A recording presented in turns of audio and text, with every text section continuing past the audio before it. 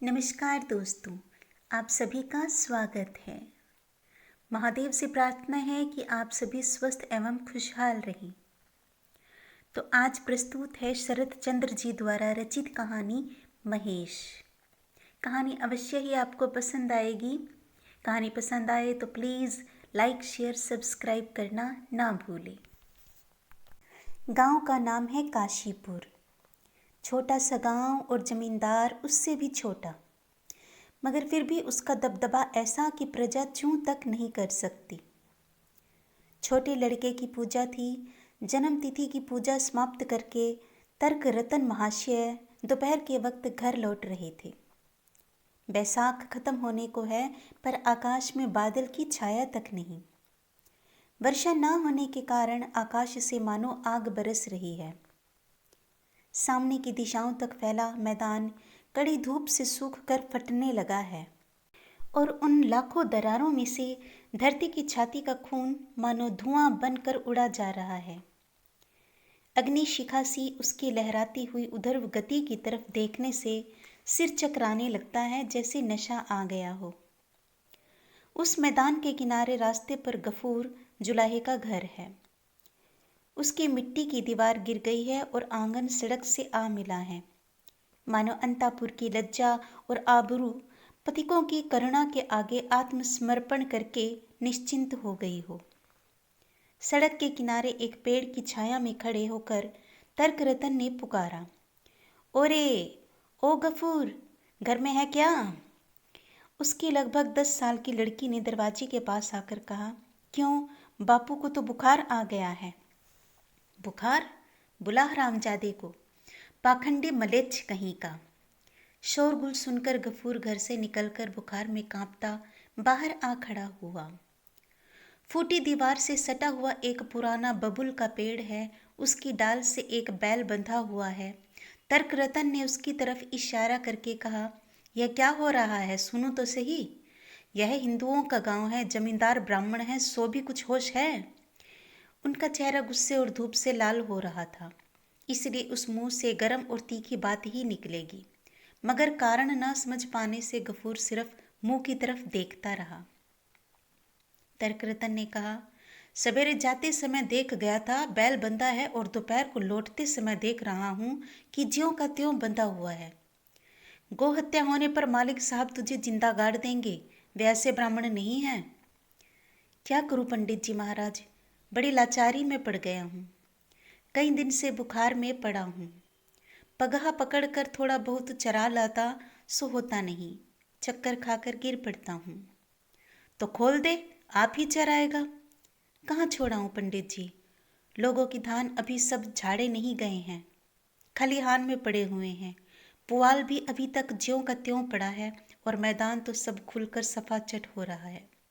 कहीं भी मुट्ठी भर घास नहीं। किसी के धान में मुंह मार दें, किसी का पुआल तहस नहस कर डालें, कोई ठीक नहीं। छोड़ू तो कैसे छोड़ू महाराज? तर्क रतन ने जरा गर्म होकर कहा, नहीं छोड़ता तो कहीं छां में बांधकर 2 आटी पुआल ही डाल दे, चबाया करेगा तब तक। तेरी लड़की ने भात नहीं रांधा, मांड पानी दे दे, थोड़ा सा पी लेगा। गफूर ने कुछ जवाब नहीं दिया। निरुपाय की भांति तर्क रतन के मुंह की तरफ देखता रहा। उसके मुंह से एक दीर्घ निश्वास निकल पड़ा। तर्क रतन ने कहा, सो भी नहीं है क्या? पुआल सब क्या कर दिया? हिस्से में जो कुछ मिला था सो बेच बूझ कर पेटाए स्वाहा कर दिया। बैल के लिए भी थोड़ा सा नहीं रखा, कसाई कहीं का। इस निष्ठुर अभियोग से गफूर की मानो जुबान बंद हो गई। क्षण भर बाद उसने आहिस्ता से कहा, जो कुछ हिस्से में मिला था सो मालिक साहब ने पिछले बकाया में रखवा लिया। रो बिलख कर हाथ पांव जोड़ के कहा, बाबू साहब, हाकिम हैं आप, आपकी जमींदारी छोड़कर भाग थोड़ी ही सकता हूँ। मुझे थोड़ा सा पुआल दे दीजिए। छप्पर छाना है, एक कोठरी है, बाप बेटी को रहना है, सो भी खैर इस साल ताड़ पत्तों से गुजर कर लूँगा, लेकिन मेरा महेश भूखों मर जाएगा। तर्क रतन ने हंस कर कहा, ओफो, और आपने शौक से इसका नाम रख छोड़ा है महेश। हंसी आती है, मगर यह व्यंग्य गफूर के कानों में नहीं गया। वह कहने लगा, लेकिन हाकिम की मेहरबानी नहीं हुई, 2 महीने की खुराक लायक धान हम लोगों को दे दिया, लेकिन पुआल सब हिसाब में ले लिया। इस बेचारे को एक तिनका तक नहीं मिला। यह कहते कहते उसका गला भर आया, परंतु तर्क रतन को उस पर दया नहीं आई। बोले, अच्छा आदमी है तू तो, पहले से ले रखा है, देगा नहीं? जमींदार क्या तुझे अपने घर से खिलाएगा? अरे तुम लोग तो राम राज्य में बसते हो, आखिर कौम तो नीच ही ठहरी, इसी से बुराई करता फिरता है। गफूर ने लज्जित होकर कहा, बुराई मैं क्यों करने लगा महाराज? उनकी बुराई हम लोग नहीं करते, लेकिन दूं कहाँ से बताइए? 4 बीघे खेत हिस्से में जोतता हूँ, पर लगातार 2 साल अकाल पड़ गया। खेत का धान खेत में सूख गया। बाप बेटी दोनों को भर पेट खाने को भी नहीं मिलता। घर की तरफ देखिए, बरखा होती है तो बिटिया को लेकर एक कोने में बैठकर रात बितानी पड़ती है। पैर फैलाकर सोने की भी जगह नहीं। महेश की तरफ देखिए, हड्डियां निकल आई हैं। दे दीजिए महाराज, थोड़ा सा पुआल उधार दे दीजिए, 2-4 दिन इसे भर पेट खिला दूं। कहते कहते ही वह धप से ब्राह्मण के पैरों के पास बैठ गया। तर्क रतन महाशय तीर की तरह 2 कदम पीछे हटकर बोल उठे, अरे मरे छू लेगा क्या? नहीं महाराज, छूऊंगा क्यों? छूऊंगा नहीं। इस साल दे दीजिए महाराज, थोड़ा सा पुआल दे दीजिए। आपके यहाँ 4-4 टालें लगी हुई हैं, उस दिन मैं देख आया हूँ। थोड़ा सा देने से आपको कुछ कमी ना होगी। बड़ा सीधा जीव है, मुँह से कुछ नहीं कह सकता, सिर्फ टुकुर टुकुर देखता रहता है और आंखों से आंसू डालता रहता है। तर्क रतन ने कहा, उधार तो ले लेगा, पर अदा कैसे करेगा सो तो बता। गफूर ने आशान्वित होकर व्यग्र स्वर में कहा, जैसे बनेगा मैं चुका दूंगा महाराज जी, आपको धोखा न दूंगा। तर्करतन महाशय ने मुंह से एक प्रकार का शब्द करके गफूर के व्याकुल कंठ का अनुकरण करते हुए कहा, धोखा नहीं दूंगा, जैसे बनेगा चुका दूंगा। रसिक नागर बन रहा है, चल चल हट, रास्ता छोड़, घर जाना है, बहुत अबेर हो गई है। इतना कहकर मुस्कुराते हुए कदम बढ़ाया ही था कि अचानक डर से पीछे हटते हुए गुस्से में आकर कहने लगा, अरे मरे, सींग हिलाकर मारने आ रहा है, सींग मारेगा? गफूर उठकर खड़ा हो गया। पंडित जी के हाथ में फल फूल और भीगे चावलों की पोटली थी। उसे दिखाते हुए गफूर ने कहा, गंध मिल गई है ना इसे, इसी से कुछ खाने को मांगता है। खाने को मांगता है, ठीक जैसा खुद गंवार है वैसा ही बैल है। पुआल तो नसीब नहीं होता, केले चावल खाने को चाहिए। हटा हटा, रास्ते से एक तरफ हटाकर बांध, कैसे सींग हैं, किसी दिन किसी की जान ना ले ले। कहते हुए पंडित जी एक तरफ से बचकर निकल गई। गफूर उनकी दृष्टि हटाकर कुछ देर तक महेश की तरफ एकटक देखता रहा। उसकी गंभीर काली आंखें वेदना और भूख से भरी थी। उसने कहा, तुझे मुट्ठी भर दिया नहीं? उन लोगों के पास बहुत है, फिर भी देते नहीं किसी को। ना दे। कहते कहते उसका गला रुंध आया और आंखों से टप टप आंसू गिरने लगे। महेश के पास आकर वह चुपचाप उसके गले पर, माथे और पीठ पर हाथ फेरता हुआ चुपके से कहने लगा, महेश, तू मेरा लड़का है, तू हम लोगों को 8 साल तक खिलाता पिलाता रहा है, अब बूढ़ा हो गया है, तुझे मैं भर पेट खिला भी नहीं सकता, लेकिन तू तो जानता है कि तुझे मैं कितना चाहता हूँ।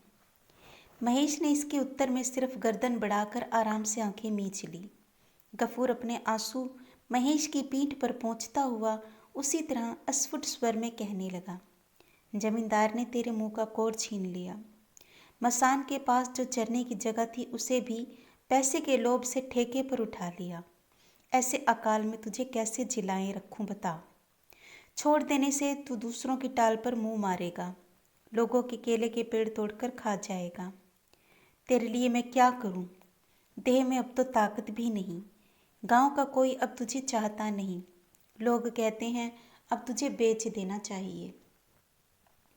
मन ही मन इन शब्दों के उच्चारण करते ही उसकी आंखों से टप टप आंसू गिरने लगे।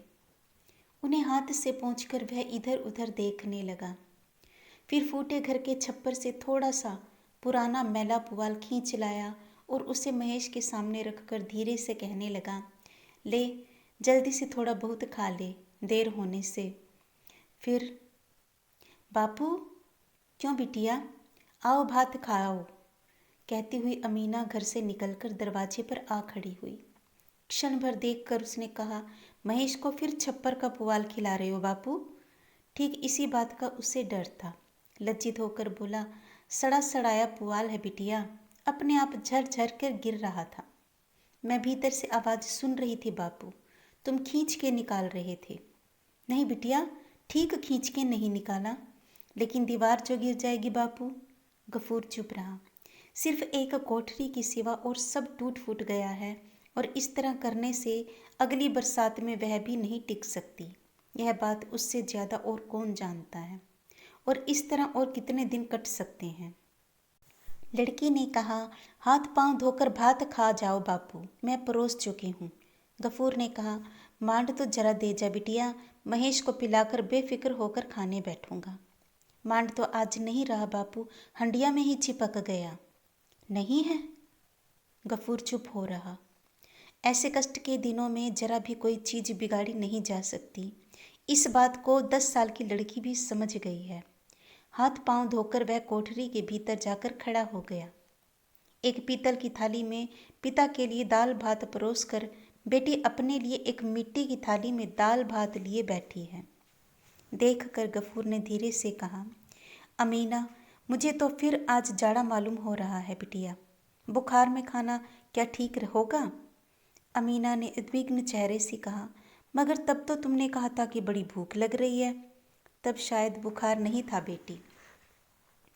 तो उठा के रख दूं, शाम को खा लेंगे। गफूर ने न जाने क्या सोच विचार कर सहसा इस समस्या की मीमांसा कर डाली और बोला, एक काम करो ना बेटी, ना हो तो महेश को खिला दो। रात को मेरे लिए फिर मुट्ठी भर भात नहीं बना सकोगी अमीना? उत्तर में अमीना मुंह उठाकर क्षण भर चुपचाप पिता के मुंह की ओर देखती रही, फिर सिर झुकाकर धीरे से बोली, हाँ बना दूंगी बापू। गफूर का चेहरा सुर्ख हो उठा। बाप और बेटी में यह जो थोड़ा सा झूठ मूठ का अभिनय हो गया, उसे इन दो प्राणियों के सिवा शायद और भी एक जन ने आसमान में रहकर देख लिया। 5-7 दिन बाद एक दिन बीमार गफूर चिंतित चेहरे से अपने आंगन में बैठा था।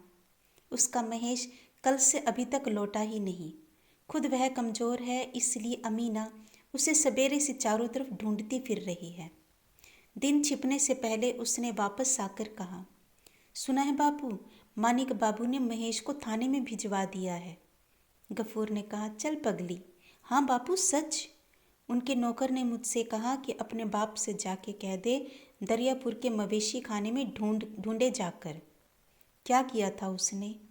उनके बगीचे में घुसकर उसने पेड़ पौधे बर्बाद कर दिए हैं। गफूर सन्न होकर बैठा रह गया। महेश के संबंध में उसने अनेक प्रकार की दुर्घटनाओं की कल्पना की थी, पर ऐसी आशंका उसे नहीं थी। वह जैसा निरीह है वैसा ही गरीब, लिहाजा कोई पड़ोसी उसे उतनी बड़ी सजा दे सकता है, इस बात का डर उसे नहीं था। खासकर मानिक घोष से तो उसे गऊ और ब्राह्मणों पर, जिसकी भक्ति अन्य गांवों तक प्रसिद्ध है, ऐसी आशा नहीं थी। लड़की ने कहा, दिन तो छिप रहा है बापू, महेश को लाने नहीं जाओगे? गफूर ने कहा, नहीं। लेकिन उसने तो कहा है कि 3 दिन के भीतर नहीं छुड़ाने से पुलिस वाले उसे गोहट्टी में बेच डालेंगे। गफूर ने कहा, बेच डालने दो। गोहट्टी क्या चीज़ है?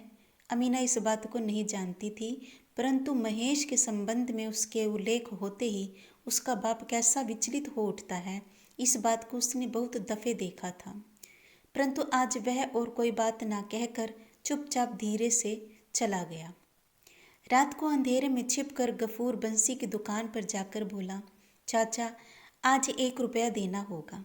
कहते हुए उसने अपनी पीतल की थाली बंसी के बैठने के माचे के नीचे रख दी। इस चीज़ की तौल वगैरह से बंसी परिचित था। पिछले 2 सालों में उसने इसे 5-6 दफ़े गिरवी रखकर 1-1 रुपया दिया है, इसलिए आज भी कोई आपत्ति नहीं की। दूसरे दिन फिर महेश अपने स्थान पर बंधा दिखाई दिया। वही बबूल का पेड़, वही रस्सी, वही खुंटी, वही रीति नांद, वही भूख से बेचैन काली आंखों की सजल उत्सुक दृष्टि। एक बूढ़ा सा मुसलमान उसे अत्यंत तीव्र दृष्टि से देख रहा था। पास ही एक किनारे दोनों घुटने मिलाए गफूर चुपचाप बैठा था। अच्छी तरह देखभाल कर उस बुढ़े ने चादर के छोर में से एक 10 रुपए का नोट निकाल कर उसकी तह खोल के बार बार उसे ठीक करते हुए गफूर के पास जाकर कहा, अब मोल तोल करके इसे भुनाऊंगा नहीं, यह लो पूरे 10 के 10 दिए देता हूँ, लो। गफूर ने हाथ बढ़ाकर नोट ले लिया और उसी तरह चुपचाप बैठा रहा। पर जो आदमी बुढ़े के साथ आए थे उनके पगहा पर हाथ लगाते ही गफूर अकस्मात उठकर सतर खड़ा हो गया और उद्दत स्वर में बोल उठा, पगहा को हाथ मत लगाना, कह देता हूँ, खबरदार, अच्छा ना होगा। वे चौंक पड़े। बुढ़े ने आश्चर्य के साथ कहा, क्यों? गफूर ने उसी तरह गुस्से में जवाब दिया, क्यों क्या, मेरी चीज़ है, मैं नहीं बेचता, मेरी खुशी। इतना कहकर उसने नोट को अलग फेंक दिया। उन लोगों ने कहा, कल रास्ते में बयाना जो ले आए थे, यह लो अपना बयाना वापस ले लो, कहकर उसने अंटी में से 2 रुपया निकाल कर झन्न से पटक दिए। एक झगड़ा उठ खड़ा होगा इस ख्याल से बूढ़े ने हंसकर धीरता के साथ कहा, दबाव डालकर और 2 रुपये ज़्यादा लेना चाहते हो, यही तो, दे दो जी। जलपान के लिए उसकी लड़की के हाथ पर धर दो, 2 रुपये, बस यही तो।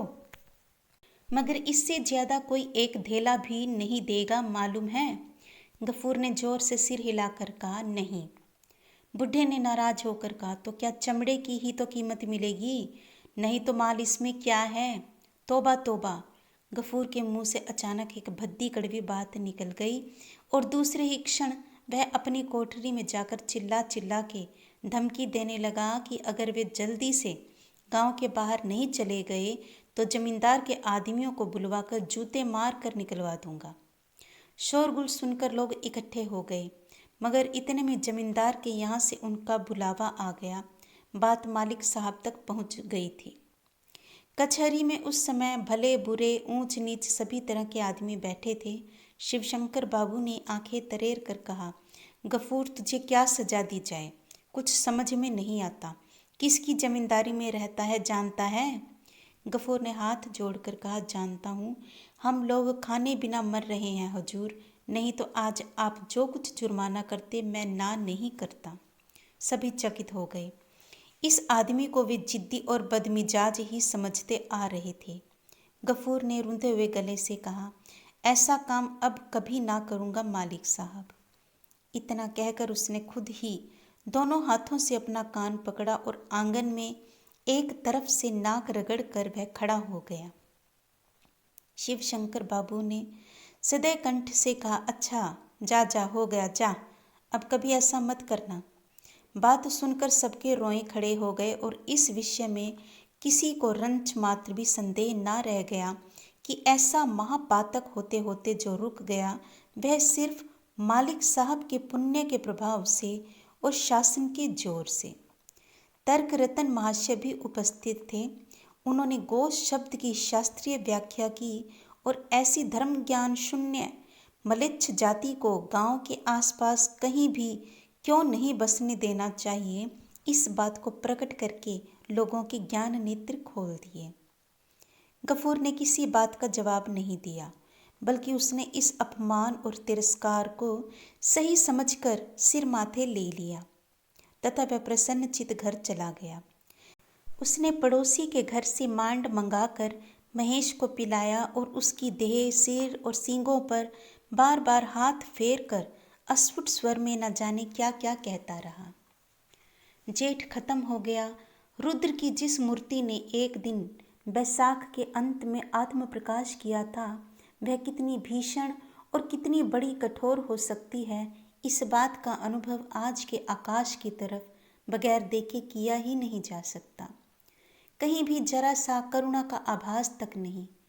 कभी इस रूप का लेश मात्र परिवर्तन हो सकता है और किसी दिन यह आकाश बदलियों से घिर कर सजल दिखाई दे सकता है। इस बात की आज कल्पना करते भी डर लगता है। सारे आसमान से जो जलती हुई आग से लगातार खाक किए बगैर वह नहीं रुकने की। ऐसे दिन में ठीक दोपहर के वक्त गफूर घर लौटा। दूसरे के दरवाजे पर मजूरी करने की उसको आदत नहीं और अभी बुखार को छूटे भी 4-5 दिन ही हुए हैं।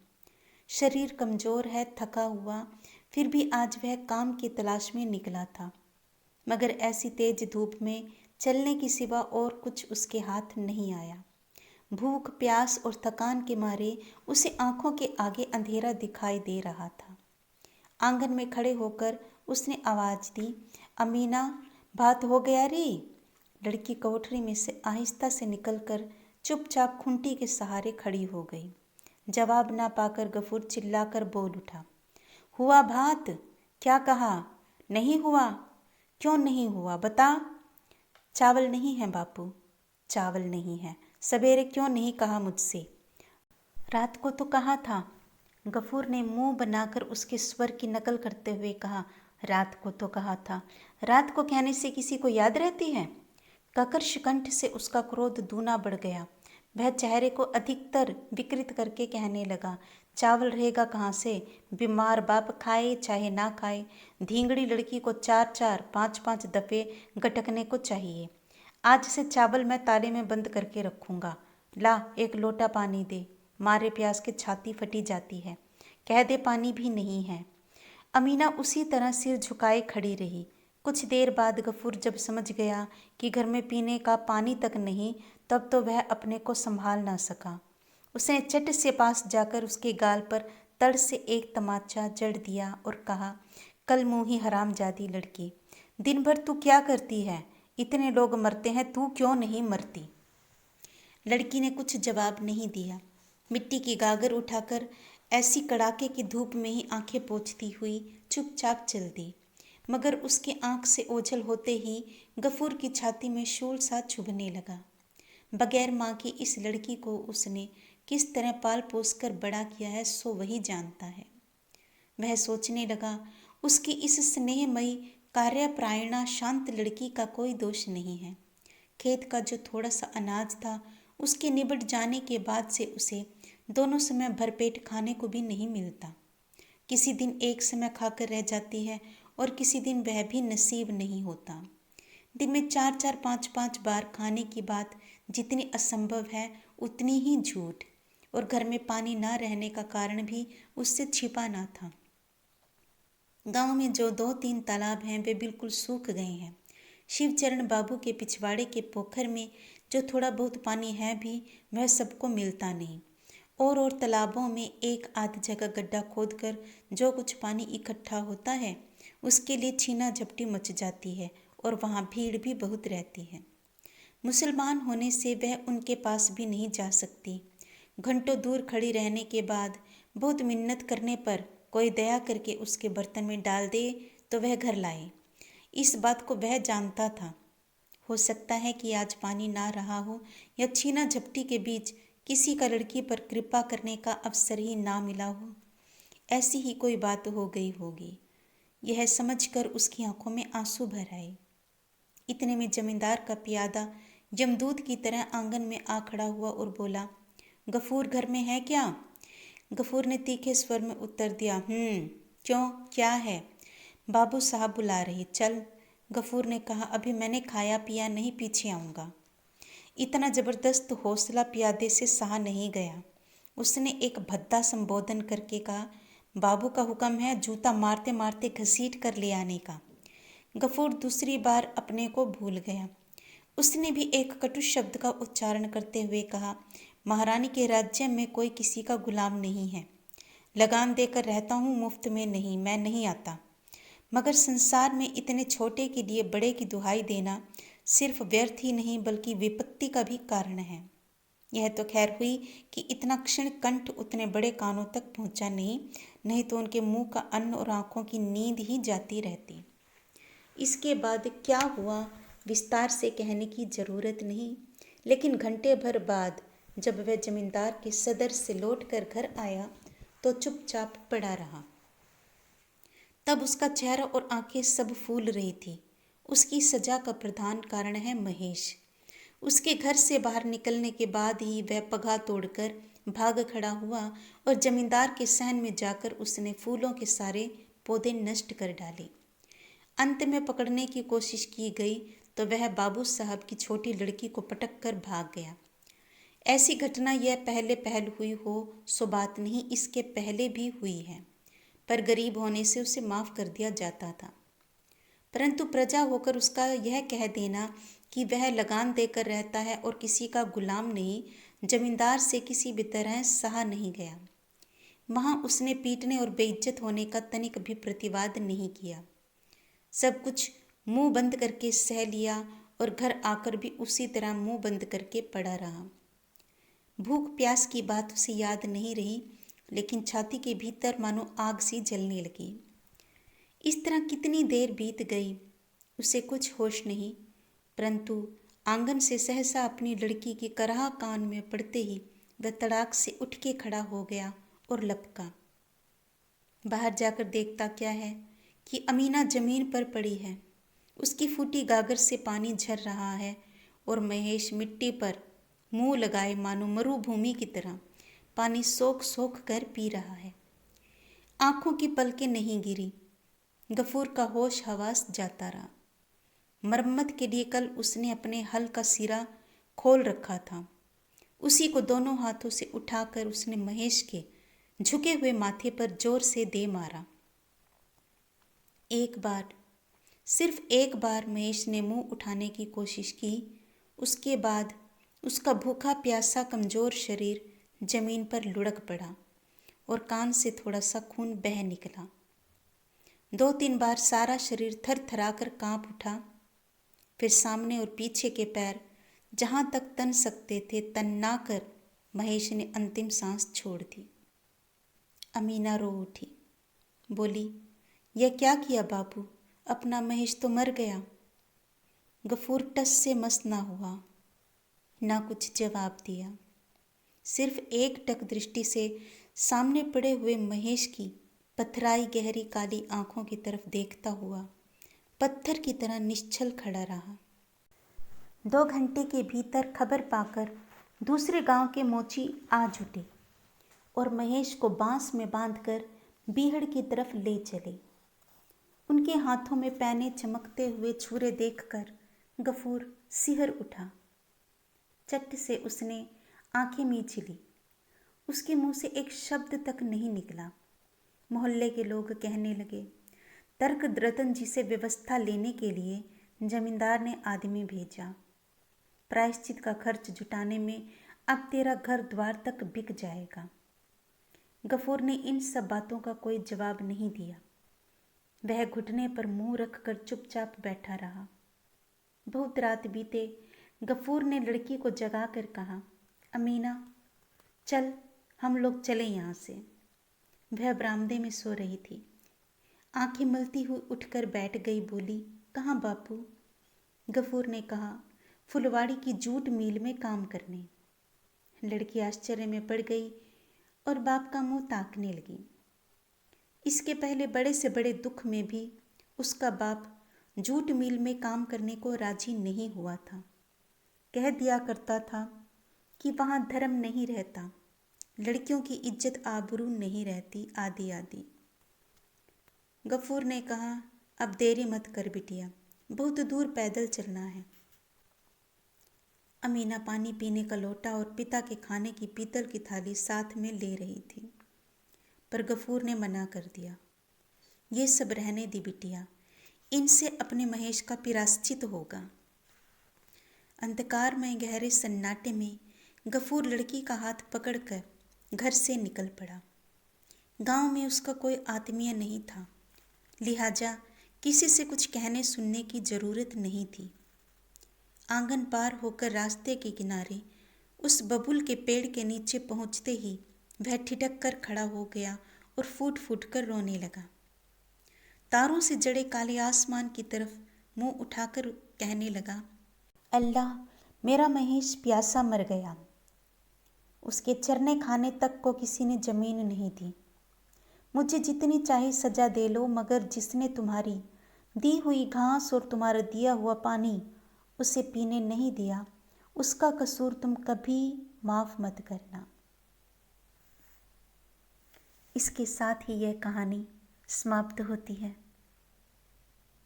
कहानी अच्छी लगे तो प्लीज़ लाइक शेयर सब्सक्राइब करना ना भूलें।